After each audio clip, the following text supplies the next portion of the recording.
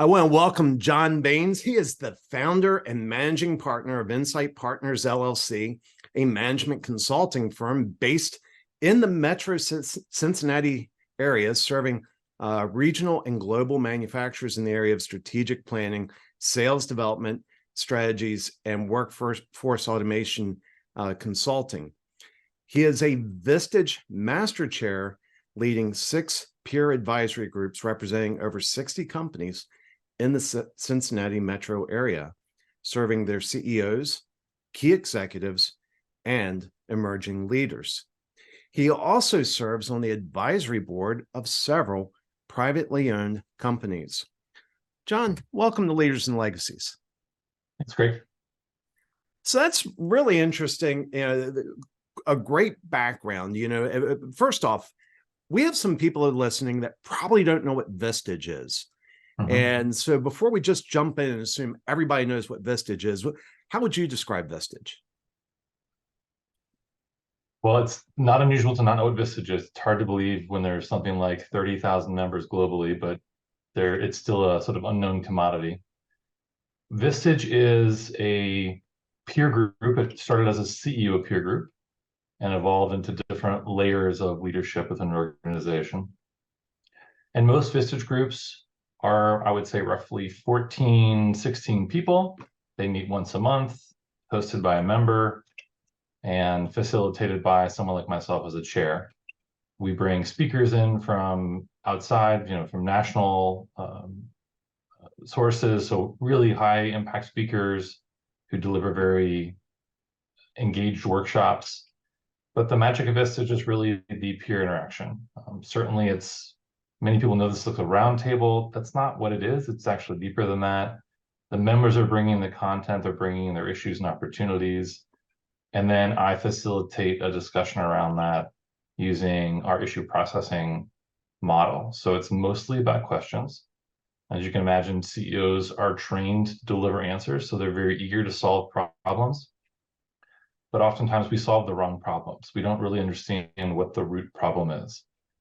So spending 3/4 of your time asking clarifying questions and really good open questions, not leading questions, help the person whose issue it is that they're trying to process, helps them uncover what really is the issue. And go ahead. Yeah, no, let me jump in there because you said something that was really key. You begin with questions. I mean, have you had people in your life that come up and you say one thing and then they have a fix, they have a solution for something that you said in 20 seconds, and you're sitting there thinking, you don't even understand what you're talking about. Right. I mean, how's that feel when somebody does that to you?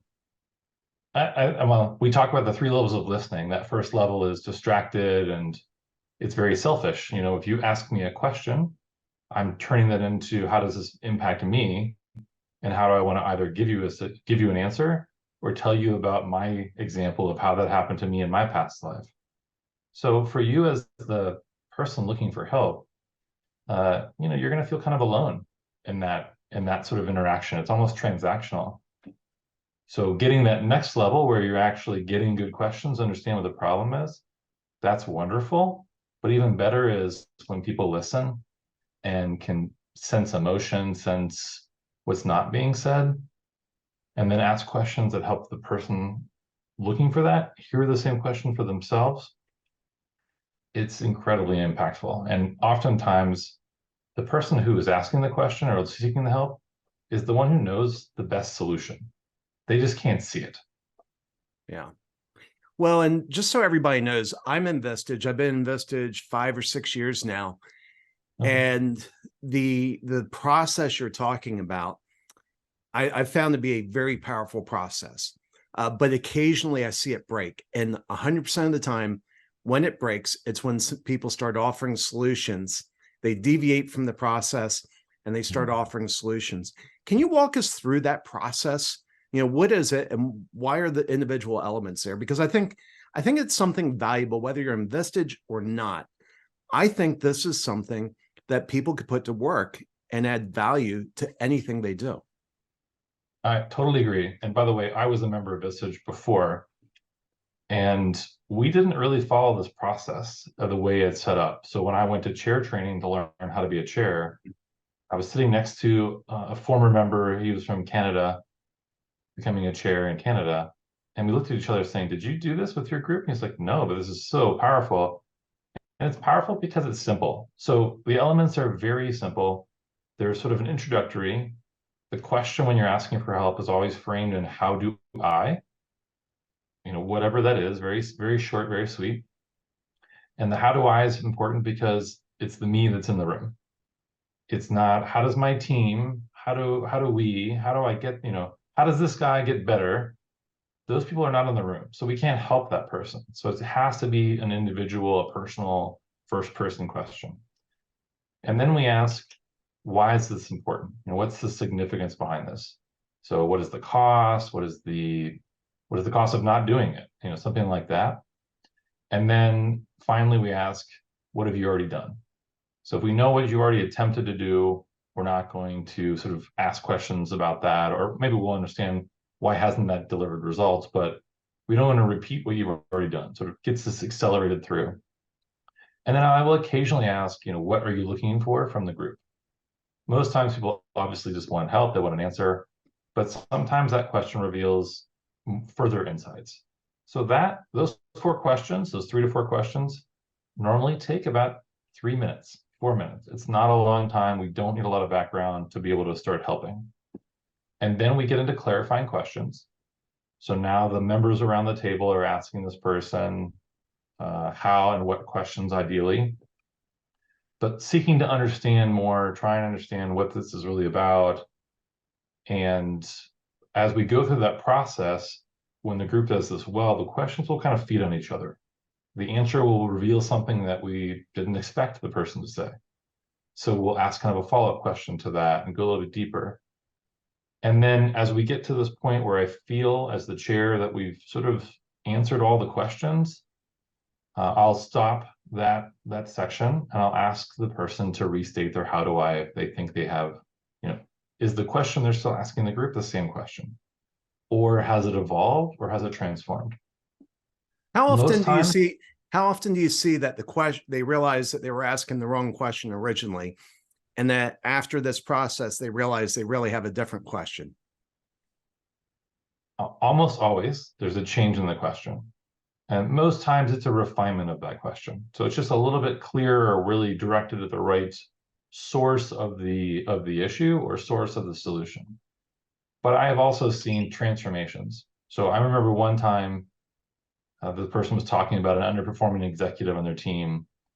And it was about how do I get this guy to do their job well, So we're going through this, and through the questions, a lot of emotion, a lot of vulnerability was in the room. And when he was asked to restate his question, his restatement was something about how do I accept my relationship with my father? Totally different. And what we realized was, or what he realized was, the executive was underperforming because of his leadership style, because of how he was kind of smothering him and being unrealistic and poorly communicating. And that dated back to, something deep-seated in him. So it just changed how we move forward with that. I would also say as members, we also tend to hear what we think the how do I question should be. So a member can also suggest what the how do I should be. But then ultimately there might be a couple listed on the board. The person will pick one. And then from there we move into suggestions. And those suggestions maybe are 5-10 minutes, very short, very, very straightforward, things that are actionable in the next 30 to 60 days. And we ask the member as the very final thing, what are you going to do? When are you going to do it by, and who's going to know? So that whole process takes like 45 minutes on a quality issue. So we start off with the person that has an issue they're trying to work. They start with a question, how do I do X? And then they answer, here's what I've done so far. Then clarifying questions, then verifying that they got the right question, that we're asking the right question or answering the right question. Mm-hmm. And only then suggestions, followed by a framework for execution, and accountability. Right. So the suggestion part of that 45 minutes is maybe 10. It's under 10 typically. So you're spending the majority of time asking questions. You know, I've often described Vistage as a board of directors that can't fire you.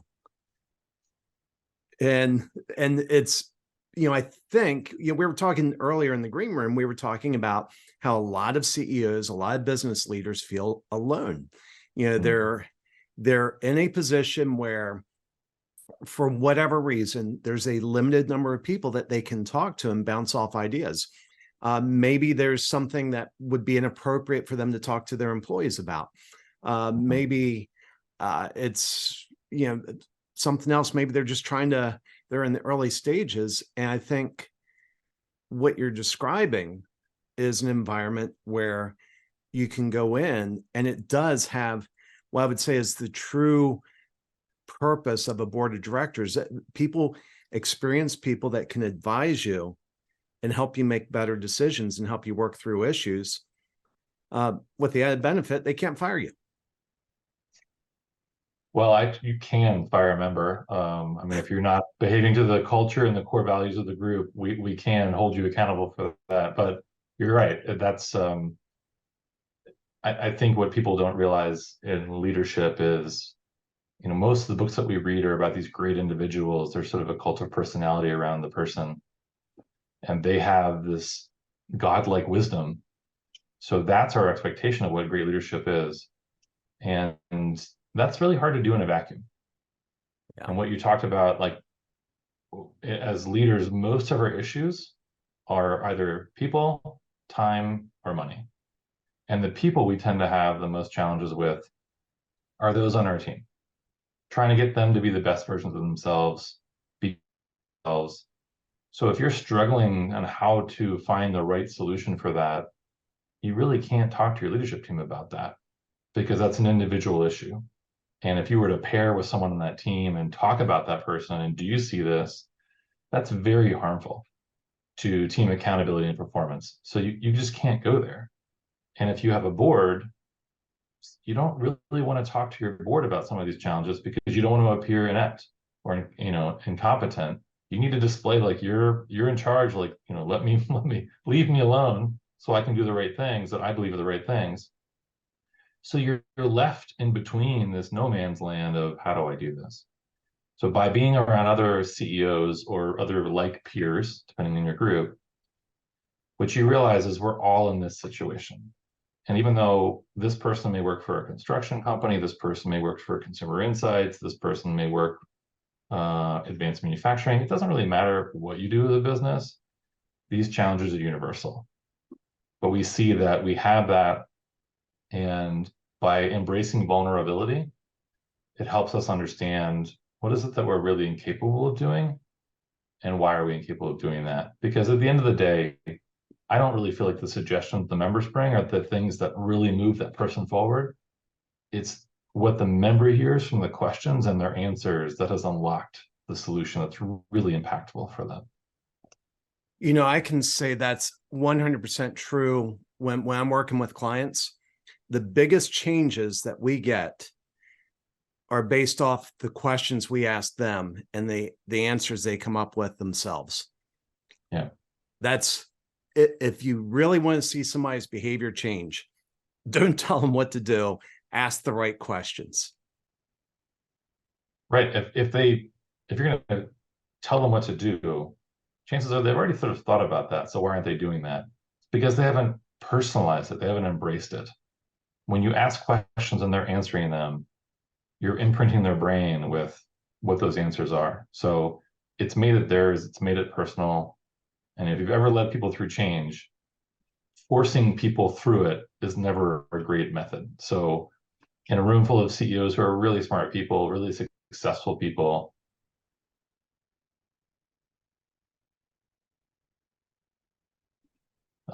getting them to embrace it is pretty important.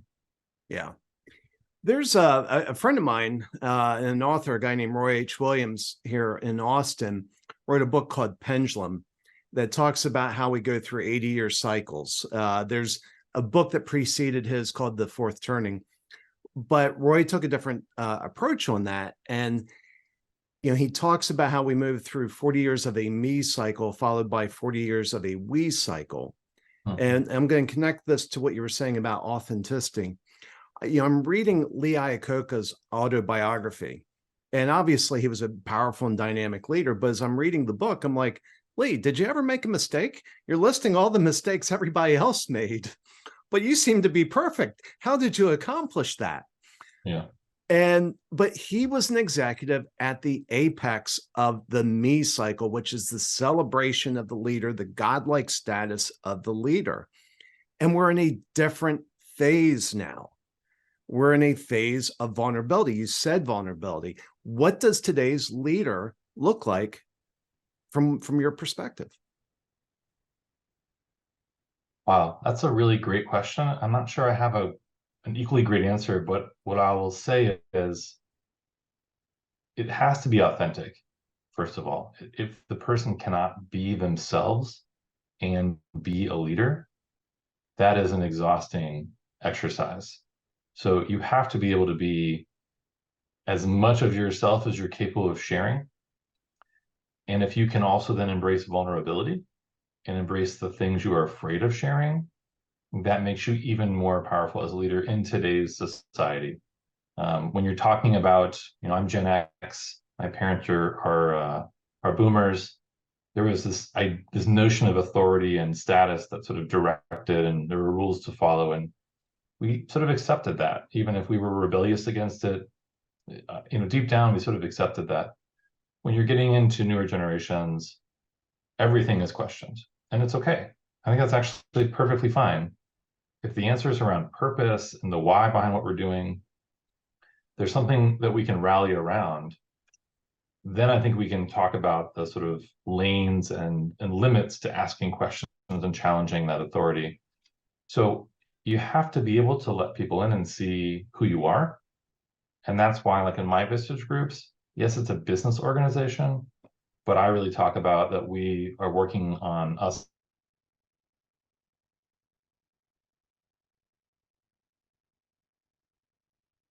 be really high quality leaders. Okay. Well, let me ask you about a white knuckled moment, a time where you feel like your leadership was put to the test. You were confronted with something, it was scary, and you saw that there were potential consequences to whatever choice you made. What was that, and how did it work out? Okay, so I have a number from which of these to choose. A lot of battle scars. I became president at 29. I had managed one person. So I did not walk into leadership with any notion of I knew what I was doing. I was definitely practicing the fake it until you make it and learning outside the business as much as I could in order to keep pace with what I needed to do in the business. But I would say that the one that had the most impact on me was this was probably around 2012, 2013. What got me to my position in life was saying yes. If someone offered me something to do, I would say yes. I'm a sort of natural helper, but I'm also very curious and interested in like change. So I had said yes to lots of things in my life, not knowing how this was possibly going to work out. But in the end, it did. And I learned a lot, and it might have been really hard, but it always served me well. It always moved me forward. But back in around 2015, let's call it, I had said yes to too many things in the business. We had said yes to a number of complicated projects. And what I realized was, in hindsight, we had taken on too much risk. And I had only evaluated those risks individually. So the team that we had was really good, but their bandwidth, like any team, was limited. So on this one project, I knew we would figure out the solution and be able to solve that problem. So my background is capital equipment automation. Every project we do is like a prototype. We've never made one of these things before. We'll probably never make another one of those again. So we are selling something we've never built, and we're not totally sure it's going to work, but we have to fix price it, we have to fix schedule it, and deliver it and meet customer expectations. So we said yes to 3 different projects that were pretty different, all large scale, and the risks were different in those 3 projects, but they were overlapping to some degree, not intentionally, but they ended up overlapping. And that caused us to be really strained financially. We were a high-performing company up until that point. This just really knocked us down. I would say it questioned my fellow owners. It made them question my leadership ability. And, the team was just exhausted, and there was a lot more turnover. It was super challenging. So I was in Vistage at the time, and I was bringing different issues to the table. We got out of that. I did some analysis and saw that we weren't broken. So I kind of pulled back and let go of my emotions, let go of the moment, and try to be more analytical. And I saw that every other project we had done outside those 3 projects was exactly in sort of the profitability and the success factor we had prior to that, and even better. But it just, that weight of those projects were so big. So in the end, and this was right when we'd sold to private equity and at the parent company in Germany, there was a lot of questions about, what are we capable of as an organization? Should we even be doing these kinds of projects? Lots of hard questions. And, in the end, we needed to transform who we were as a company. And we had to go back. And that was super hard for me. I am not someone who likes to go back. I am a look forward growth sort of person. But I understood that was the right thing to do. I modeled what we could look like moving forward in a sort of smaller version of ourselves in order to now grow more sustainably. And in my Vistage group, they just pushed back and said, you are killing yourself. You're fighting really hard. There's no joy anymore in what you're talking about. And they told me I needed to leave. And that was incredibly hard to hear. One, because it sort of challenged my ability to solve a problem. And that's not who I am. I will say yes and solve any problem. But also it was my identity. I mean, my company, I grew it from, I was employee 11. We were 120 at our peak. It was sort of like my first child and my identity, 100%. So just to have someone tell you, you need to not be who you are and, get divorced and let go of your child, I was not willing to accept that. But after a few months, a few meetings, and being very vulnerable with them, I realized that they were looking out for me, and it was the right decision. So after presenting the solution to the board and my fellow owners and saying, here's who we need to be, I said, but I don't think I'm the person to do that. So, and I think maybe you're ready for me not to be the person to do that either. So I ended up quitting, and I had no plan as to what to do next. Again, not who I am in life. So extremely challenging, but absolutely the right thing to do. And it certainly took some mourning and some grieving about my leadership abilities. But as such, I think having done that and now being an executive coach, being a Vistage chair, working as an advisor to other companies, I am so much, my leadership abilities are so much stronger than they were, because I realized I could see the cost of things differently and how to make stronger choices. So looking back, that was probably one of the darkest moments in my life. But at this moment in time, I'm so grateful to having gone through that, because it's put me in this position to have so much more impact than I was having running that business. Now I'm working with 40 different companies, from the CEO to their first time managers. And I can just see the personal impact that I'm having through those individuals. And I know the multiplier effect that they are now having in their businesses. I think I can't be more grateful about that. One of the themes of this show is about making an impact beyond yourself. And what I love about that story was you had to be willing to let go of your identity. You had to be willing to let go of your pride and give up the thing that probably felt most valuable, most meaningful to you. But by doing that, I from what I'm hearing, you've been able to greatly multiply the impact you've had on others compared to what you were doing. Yeah, I mean, sometimes it's difficult because when you're running a company, the levers are all right there for you to pull. When you are a coach, when you're facilitating a peer group, that your arm's length distance makes it feel like you're not having the same level of impact. But I've learned to understand that that's the level of control that I had as CEO was really an illusion. Yeah. We don't really have control, and in fact, the more I tried to grab it, the more I was the bottleneck of everything. And if I were embracing the things I'm doing today, back when I was the CEO, like really embracing it, we never would have been in that situation, and we would have been growing sustainably at that same rate with great leadership. I mean, the right people were there. I was just preventing them from being a great team, because I had been the team in the beginning, and they didn't know how to step up, and I wasn't leaving them room. And when we tried that, it was right in the middle when that mess was happening. So yeah, I see now that I can do more and have more of an impact. And even when I'm not the one doing it, like when I see the peer group really gelling and really being tight with each other and asking great questions without me needing to sort of redirect them, or like you said, keeping them in the process. Wow. I mean, isn't that exactly what we should do? Like you talked about with your history, being physically incapable of running the company and the team stepping up. You just like, that's the perfect example of creating the right environment for others to be successful without you having to be the one making it happen. You made it happen.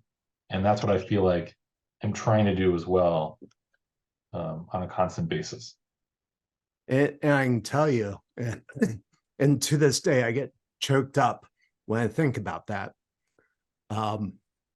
It is the fact that the team, and it was 2 years ago right now, I was in a coma. The fact that the team ran the business without me is, I consider, my biggest accomplishment in business. Yeah. John, this has been wonderful. You've shared a framework for solving problems that focuses on questions, understanding, deeply understanding before sharing advice. You've talked about, leadership, the importance of vulnerability, and the importance of not hanging too tightly onto your identity, and leadership being seeking the good of the company, and how that's really, I believe, from what I'm listening to you, you've impacted far more lives after making that decision than you were at the time. So this has been really good. How can people reach you? Well, they can either reach me via my really bad website, which I'm in the process of fixing. I didn't spend any money on that when I went down this path, and now I'm realizing that my website and who I am don't tell the same story anymore. But it's insightpartners.us is my website. My full contact information is on there. I'm based in Cincinnati, like you mentioned. So if you're looking for a Vistage group or something,